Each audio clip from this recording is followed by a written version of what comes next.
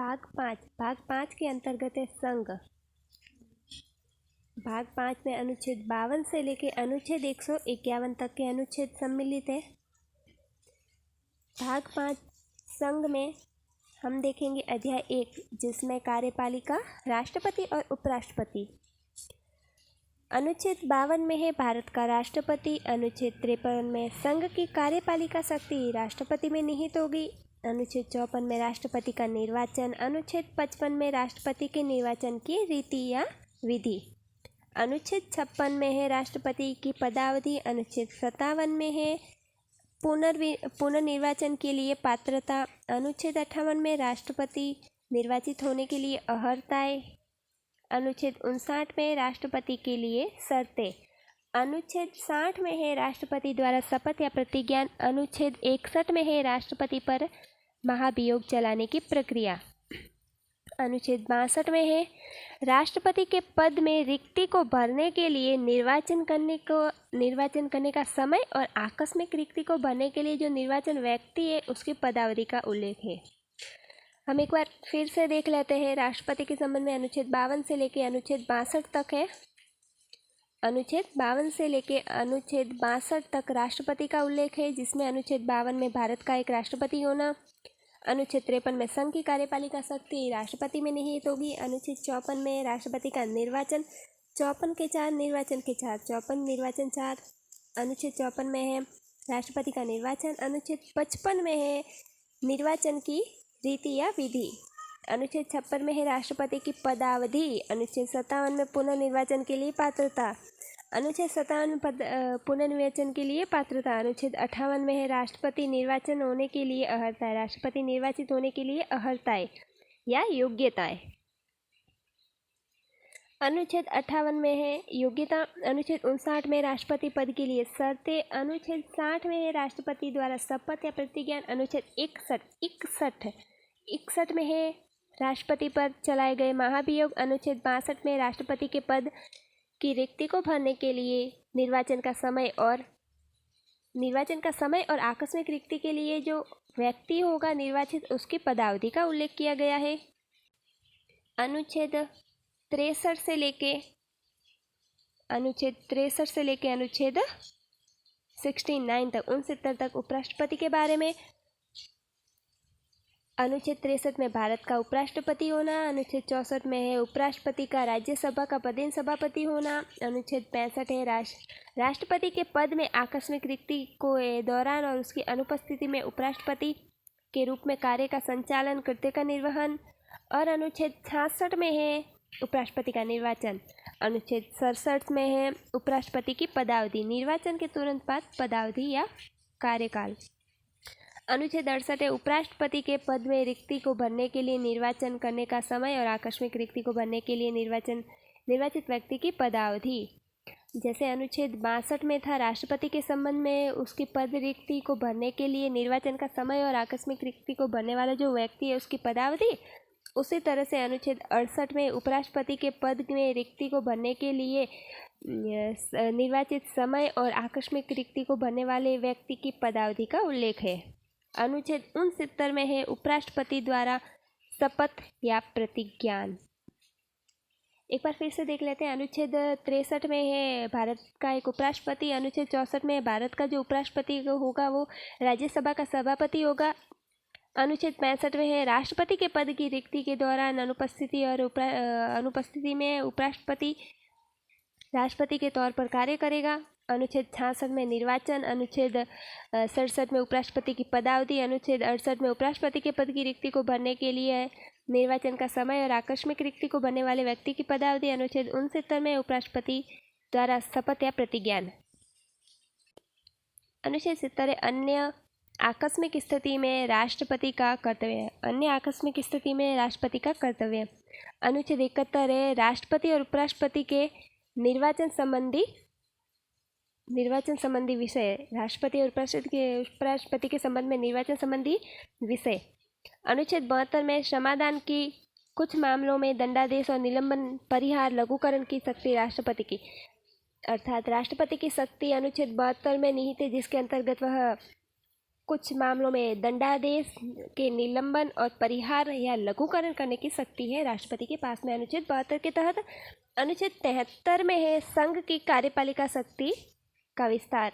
अनुच्छेद 73 में संघ की कार्यपालिका शक्ति का विस्तार। अनुच्छेद 53 में तो है संघ की कार्यपालिका शक्ति राष्ट्रपति में निहित होगी और अनुच्छेद 73 में है संघ की कार्यपालिका शक्ति का विस्तार। 53 में है संघ की कार्यपालिका शक्ति राष्ट्रपति में निहित होगी और अनुच्छेद 73 में है संघ की कार्यपालिका शक्ति का विस्तार 73 में और कार्यपालिका राष्ट्रपति के पास में होगी संघ की कार्यपालिका शक्ति का, तो वो 53 में। अनुच्छेद 74 अनुच्छेद 75 है मंत्रिपरिषद। अनुच्छेद 74 अनुच्छेद 75 है मंत्रिपरिषद। अनुच्छेद 74 में है राष्ट्रपति की सहायता और सलाह देने के लिए मंत्रिपरिषद का गठन। अनुच्छेद 75 में मंत्रियों के उपबंधों के बारे में। 74 है राष्ट्रपति को सहायता देने के लिए मंत्रिपरिषद, सहायता सलाह के लिए मंत्रिपरिषद का गठन। अनुच्छेद 75 में मंत्रियों के बारे में उपबंध। अनुच्छेद 76 है भारत का महान्यायवादी। अनुच्छेद 76 में। अनुच्छेद 77 है अनुच्छेद 77 और 78 है सरकारी कार्यों का संचालन। अनुच्छेद 77 में भारत सरकार के कार्य का संचालन करेगा। भारत है वो सरकार के कार्य का संचालन, भारत सरकार के कार्य का संचालन। अनुच्छेद 77 में। अनुच्छेद 78 है राष्ट्रपति को जानकारी देने के संबंध में प्रधानमंत्री के कर्तव्य। अनुच्छेद 78 में प्रधानमंत्री के कर्तव्य है राष्ट्रपति को जानकारी देने के संबंध में। अध्याय 2 में है संसद। अध्याय 2 है 69 से लेके 122 तक। अध्याय 2 है 69 से लेके 122 तक अनुच्छेद अध्याय 2 में। अध्याय 2 में 69 से लेके 122 तक अनुच्छेद। संसद। अनुच्छेद 69 है संसद का गठन। अनुच्छेद 80 है राज्यसभा की संरचना। अनुच्छेद 81 है लोकसभा की संरचना। अनुच्छेद 82 प्रत्येक जनगणना के पश्चात समायोजन। अनुच्छेद 83 है संसद के सदनों की अवधि। अनुच्छेद 84 है संसद की सदस्यता के लिए अर्हताएं। अनुच्छेद 85 है संसद के सत्रावसान और विघटन के बारे में। अनुच्छेद 86 है संसद में अभिभाषण और उनको संदेश भेजने के संबंध में राष्ट्रपति का अधिकार।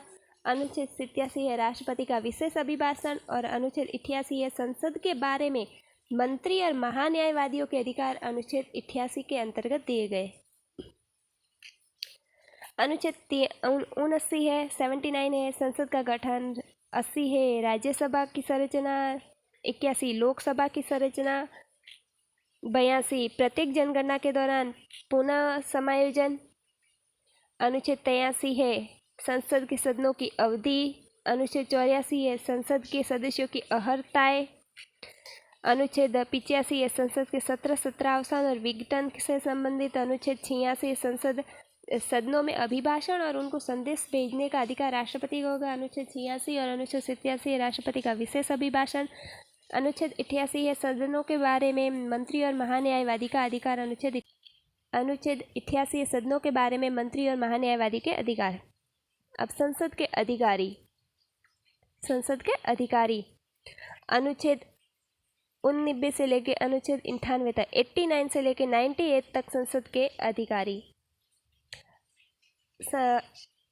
89 है राज्यसभा का सभापति और उपसभापति। 89 है सभापति राज्यसभा का सभापति और उपसभापति। 90 में है उपसभापति का पद रिक्त होना या पद त्याग देना। इसमें सिर्फ और सिर्फ उपसभापति का पद त्याग या रिक्त होना या हटाए जाने से संबंध में। अनुच्छेद 91 है सभापति के पद के कर्तव्यों का पालन करने या सभापति के रूप में कार्य करने की उपसभापति या अन्य व्यक्ति की शक्ति। सभापति के पद के कार्यों का कर्तव्य का पालन करने या उपसभापति या सभापति के रूप में कार्य करने की उपसभापति या अन्य व्यक्ति की शक्ति। अनुच्छेद 92 जब सभापति या उपसभापति को पद से हटाने का कोई संकल्प विचाराधीन हो तब वह पीठासीन अधिकारी न हो। अनुच्छेद 93 लोकसभा का अध्यक्ष और उपाध्यक्ष। 89 तो है राज्यसभा के सभापति और उपसभापति और 93 है लोकसभा के अध्यक्ष और उपाध्यक्ष।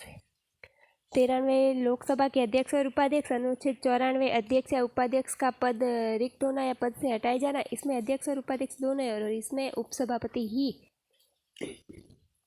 पद से हटाया जाएगा या फिर पद त्याग देने के संबंध में। अनुच्छेद 95 अध्यक्ष के पद के कर्तव्य का पालन करने या अध्यक्ष के रूप में कार्य करने के लिए उपाध्यक्ष या अन्य व्यक्ति की शक्ति। अनुच्छेद 96 जब अध्यक्ष या उपाध्यक्ष को पद से हटाए जाने का संकल्प विचाराधीन हो तब वह पीठासीन अधिकारी नहीं होगा। अनुच्छेद 97 है सभापति और उपसभापति अध्यक्ष और उपाध्यक्ष के वेतन भत्ते के संबंध में। अनुच्छेद 97 है सभापति और उपसभापति और लोकसभा के अध्यक्ष और उपाध्यक्ष के वेतन भत्ते।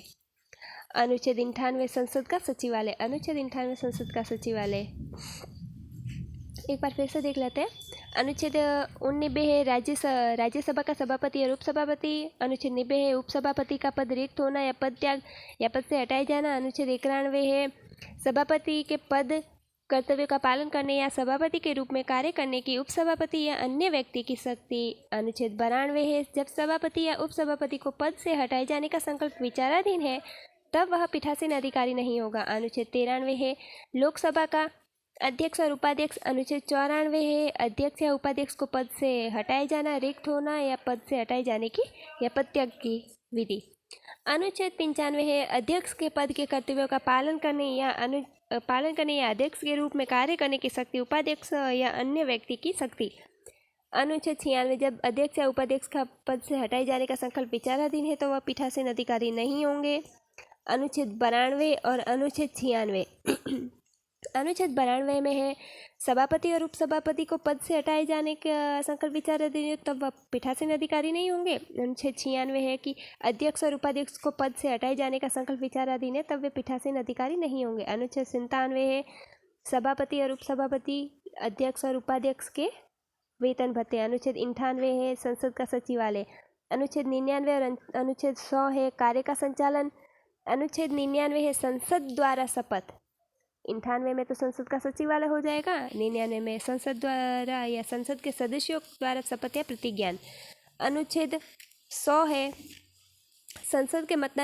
संसद में मतदान रिक्तियों के होते हुए भी सदनों की कार्य करने की शक्ति और गणपूर्ति। सदनों में मतदान या रिक्तियों के होते हुए भी सदनों के कार्य करने की रिक्ति और गणपूर्ति। सदस्यों की निर्भरताएं। अनुच्छेद 101 से लेकर अनुच्छेद 106 तक। अनुच्छेद 101 से लेकर अनुच्छेद 106 तक सदस्यों की निर्भरताएं। अनुच्छेद 101 में स्थानों का रिक्त होना, संसद के स्थानों का रिक्त होना। अनुच्छेद 102 में सदस्य की निर्भरताएं। अनुच्छेद 103 में है सदस्यों की निर्भरताओं से संबंधित प्रश्नों पर विनिश्चय। सदस्यों की निर्भरताओं से संबंध में प्रश्नों की विनिश्चय। अनुच्छेद 104 है अनुच्छेद 99 के अधीन शपथ लेने या प्रतिज्ञान करने या हित न होते हुए भी निर्धारित किए जाने पर बैठने मत देने के लिए विशेष अधिकार। अनुच्छेद 105 है संसद के सदनों की तथा उनके सदस्य समिति शक्ति का अधिकार और विशेष अधिकार। 105 में संसद के सदनों तथा उनके सदस्यों और समितियों की शक्ति, विशेषाधिकार आदि। अनुच्छेद 106 है सदस्यों के वेतन और भत्ते। 106 में संसद के वेतन और भत्ते। विधायी शक्तियाँ अनुच्छेद 107 से लेकर 111 तक है। 107 से लेकर 111 तक है विधायी शक्तियाँ। अनुच्छेद 107 में विधेयकों के पुनः स्थापन और पारित किए जाने के संबंध में। अनुच्छेद 107 में है विधेयकों के पारित किए जाने और पुनः स्थापित करने के संबंध में। अनुच्छेद 108 में कुछ दशाओं में दोनों सदनों की संयुक्त बैठक। अनुच्छेद 108 में कुछ दशाओं में संयुक्त बैठक। 109 है धन विधेयों का प्रबंधन विशेष प्रक्रिया। अनुच्छेद 109 है धन विधेयकों के संबंध में विशेष प्रक्रिया। अनुच्छेद 110 है धन विधेयक की परिभाषा। 110 है धन विधेयक की परिभाषा। अनुच्छेद 111 है विधेयकों पर अनुमति। अनुच्छेद 111 है विधेयकों पर अनुमति। अनुच्छेद 112 से लेकर अनुच्छेद 117 तक है वित्त विषय के बारे में। वित्त विषय अनुच्छेद 112 से लेकर 117 तक है वित्त विषय के बारे में। अनुच्छेद 112 वार्षिक वित्तीय वितरण। अनुच्छेद 113 संसद में प्राक्कलन के संबंध में प्रक्रिया। अनुच्छेद 114 विनियोग विधेयक। अनुच्छेद 115 अनुपूरक अतिरिक्त या अधिक अनुदान। अनुच्छेद 116 लेखानुदान, प्रत्यानुदान, अपमान अनुदान। अनुच्छेद 117 वित्त विधेयकों के बारे में विशेष उपबंध।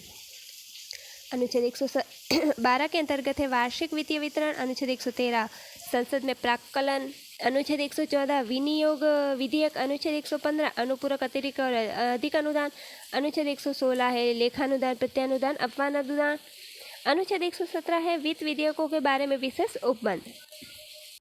साधारण प्रक्रिया के अंतर्गत अनुच्छेद 118 से लेकर अनुच्छेद 122 तक। साधारण प्रक्रिया में अनुच्छेद 118 से लेकर अनुच्छेद 122 तक। 118 में प्रक्रिया के नियम। 119 में संसद में वित्तीय कार्य संबंधी प्रक्रिया का विधि द्वारा विनियम। 119 में संसद में जो वित्तीय कार्य है उनके संबंध में प्रक्रिया का विधि द्वारा विनियमन। अनुच्छेद 120 संसद में प्रयोग की जाने वाली भाषा। अनुच्छेद 120 इम्पोर्टेंट है, जिसमें संसद में प्रयोग की जाने वाली भाषा का उल्लेख है। अनुच्छेद 121 है संसद में चर्चा पर निर्बंधन। 120 में तो है प्रयोग की जाने वाली भाषा, 122 में चर्चा पर निर्बंधन। अनुच्छेद 122 है न्यायालय द्वारा संसद की कार्यवाहियों की जांच न करना। संसद द्वारा न्यायालय के द्वारा संसद की जो कार्यवाही होगी ना, उनकी जांच नहीं करना 122 के अंतर्गत। एक बार फिर से देख लेते हैं। विधायी शक्ति साधारण प्रक्रिया, अनुच्छेद 118 में प्रक्रिया के नियमन। अनुच्छेद 119 में संसद में वित्तीय कार्य संबंधी प्रक्रिया का विधि द्वारा विनियमन। अनुच्छेद 120 में संसद में प्रयोग की जाने वाली भाषा। अनुच्छेद 121 में संसद में चर्चा पर निर्बंधन। अनुच्छेद 122 में न्यायालय द्वारा संसद की कार्यवाहियों की जाँच न करना। अध्याय 3 राष्ट्रपति की विधायी शक्तियाँ। अनुच्छेद 123 में संसद के विश्रांति काल के दौरान अध्यादेश प्रख्यापित करने की राष्ट्रपति की शक्ति। अध्याय 3 में 123 में राष्ट्रपति की विधायी शक्तियाँ। 123 में राष्ट्रपति की विधायी शक्तियाँ। अध्याय 4 संघ की न्यायपालिका। अध्याय 4 है 124 से लेके 147 तक। 124 से लेके 147 तक है अध्याय 4। 124 से 147 है अध्याय 4, जिसमें संघ की न्यायपालिका। 124 से उच्च न्यायालय की स्थापना और गठन। अनुच्छेद 124 में है उच्च न्यायालय यानी सुप्रीम कोर्ट की स्थापना और गठन। अनुच्छेद 141 क में है राष्ट्रीय न्यायिक नियुक्ति आयोग। अनुच्छेद 124 ख में है आयोग के कृत्य। अनुच्छेद 124 ग में है विधि बनाने की संसद की शक्ति। 124 में है उच्चतम न्यायालय यानी सुप्रीम कोर्ट की स्थापना और गठन। 124 क में है राष्ट्रीय न्यायिक नियुक्ति आयोग। अनुच्छेद 124 ख में है आयोग के कृत्य। अनुच्छेद 124 ग में है विधि बनाने की संसद की शक्ति। देखेंगे अनुच्छेद 125 में है न्यायाधीशों के वेतन आदि। 125 में न्यायाधीशों के वेतन। अनुच्छेद 125 में है न्यायाधीशों के वेतन। अनुच्छेद 126 में है कार्यकारी मुख्य न्यायमूर्ति की नियुक्ति। कार्यकारी मुख्य न्यायमूर्ति की नियुक्ति अनुच्छेद 126 में। अनुच्छेद 127 तदर्थ न्यायाधीशों की नियुक्ति। अनुच्छेद 127 तदर्थ न्यायाधीशों की नियुक्ति। अनुच्छेद 127 तदर्थ न्यायाधीशों की नियुक्ति। अनुच्छेद 128 है सुप्रीम कोर्ट की बैठकों में सेवानिवृत्त न्यायाधीशों की उपस्थिति। अनुच्छेद 128 में उच्चतम न्यायालय की बैठकों में सेवानिवृत्त न्यायाधीशों की उपस्थिति। अनुच्छेद 129 में उच्चतम न्यायालय के यानी सुप्रीम कोर्ट का अभिलेख न्यायालय होना। अनुच्छेद 130 में है सुप्रीम कोर्ट का स्थान। अनुच्छेद 130 में है सुप्रीम कोर्ट का स्थान। अनुच्छेद 131 में सुप्रीम कोर्ट यानी उच्चतम न्यायालय की आरंभिक अधिकारिता। अनुच्छेद 131 का है निरसित। अनुच्छेद 132 है कुछ न्यायालय में उच्च न्यायालयों से अपीलों में उच्चतम न्यायालय की अधिकारिता। अनुच्छेद 132 में है हाई कोर्ट से जो अपीलें होती है उससे ज़्यादा सुप्रीम कोर्ट की अपीली अधिकारिता मान्य रखेगी। अनुच्छेद 132 में। अनुच्छेद 133 है उच्च न्यायालयों से सिविल विषयों के संबंध में अपीली उच्च न्यायालय की अपीली अधिकारिता। अनुच्छेद 133 के अंतर्गत है जो उच्च न्यायालय होगा, जो हाई कोर्ट होगा, उसका जो सिविल विषय होगा, सिविल विषय के संबंधित अपील होगी, उससे ज़्यादा सुप्रीम कोर्ट की सिविल अपीली अधिकारिता। अनुच्छेद 134 में है दांडिक विषयों के संबंध में उच्च न्यायालय की अपीली अधिकारिता यानी दंड के संबंध में अपीली अधिकारिता। अनुच्छेद 134। अनुच्छेद 134 क में है उच्चतम न्यायालय की अपील के लिए प्रमाण पत्र। 134 में तो है दांडिक विषयों के बारे में। अनुच्छेद 134 क में है प्रमाण पत्र। अनुच्छेद 135 में है विद्यमान विधि के अधीन फेडरल न्यायालय की अधिकारिता और शक्तियों का उच्चतम न्यायालय द्वारा प्रयोग। विद्यमान विधि के अधीन 135 में विद्यमान विधि के अधीन फेडरल न्यायालय की अधिकारिता शक्तियों का विवरण। अनुच्छेद 136 है अपील के लिए सुप्रीम कोर्ट की विशेष इजाज़त। अपील के लिए सुप्रीम कोर्ट की विशेष इजाज़त। अनुच्छेद 137 है निर्णय या आदेशों का सुप्रीम कोर्ट द्वारा पुनर्लोकन। अनुच्छेद 137 है निर्णय या आदेशों द्वारा उच्च न्यायालयों का पुनर्विलोकन। अनुच्छेद 138 से उच्चतम न्यायालय की अधिकारिता वृद्धि। अनुच्छेद 138 से उच्चतम न्यायालय की अधिकारिता वृद्धि। अनुच्छेद 139 से कुछ रीट निकालने की शक्तियाँ उच्चतम न्यायालय को प्रदत्त की गई है। कुछ रीट निकालने की शक्तियाँ उच्चतम न्यायालय को प्रदत्त की गई है। अनुच्छेद 139 क है कुछ मामलों का अंतरण। अनुच्छेद 140 है उच्चतम न्यायालय की आनुषंगिक शक्तियाँ। अनुच्छेद 41 है उच्चतम न्यायालय द्वारा घोषित विधि का सभी न्यायालयों पर आबद्धकारी होना। यानी 141 के अंतर्गत कहा गया है कि जो भी सुप्रीम कोर्ट निर्णय लेगा वो सभी न्यायालय द्वारा आबद्धकारी होगा, यानी मानना अनिवार्य होगा। अनुच्छेद 142 में उच्चतम न्यायालय की डिग्रियों और आदेशों का प्रवर्तन और प्रकटीकरण के बारे में। अनुच्छेद 142 में है कि उच्चतम न्यायालय के जो आदेश, डिग्री और प्रवर्तन है वो प्रकटीकरण के बारे में, आदेशों के बारे में दिया गया। अनुच्छेद 143 में उच्चतम न्यायालय से परामर्श की राष्ट्रपति की शक्ति। 143 में है जो राष्ट्रपति की शक्ति है उच्चतम न्यायालय से परामर्श की राष्ट्रपति की शक्ति। अनुच्छेद 144 में सिविल और न्यायिक प्राधिकारियों द्वारा उच्चतम न्यायालय की सहायता में कार्य किया जाना। अनुच्छेद 144 में सिविल और न्यायिक प्राधिकारियों द्वारा उच्चतम न्यायालय की शक्ति। अनुच्छेद 145 में है न्यायालय के नियम आदि। अनुच्छेद 145 न्यायालय के नियम आदि। अनुच्छेद 146 है उच्चतम न्यायालय की न्यायालय अधिकारी और सेवक तथा व्यय। उच्चतम न्यायालय के न्यायालय अधिकारी और सेवक और व्यय। अनुच्छेद 147 निर्वचन। अनुच्छेद 147 निर्वचन। अध्याय 5 है भारत का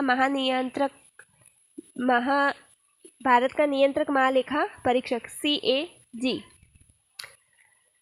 अनुच्छेद 148 से भारत का नियंत्रक महालेखा परीक्षक। अनुच्छेद 149 से नियंत्रक महालेखा परीक्षक के कर्तव्य और शक्ति। अनुच्छेद 150 से संघ और राज्यों के लेखाओं का प्रारूप। अनुच्छेद 151 है समपरीक्षा प्रतिवेदन। अनुच्छेद 148 में भारत का एक नियंत्रक महालेखा परीक्षक होगा। अनुच्छेद 139 में उस नियंत्रक और महालेखा परीक्षक का कर्तव्य और शक्तियाँ। अनुच्छेद 150 में संघ और राज्यों के लेखा का प्रारूप। अनुच्छेद 151 है समपरीक्षा प्रतिवेदन।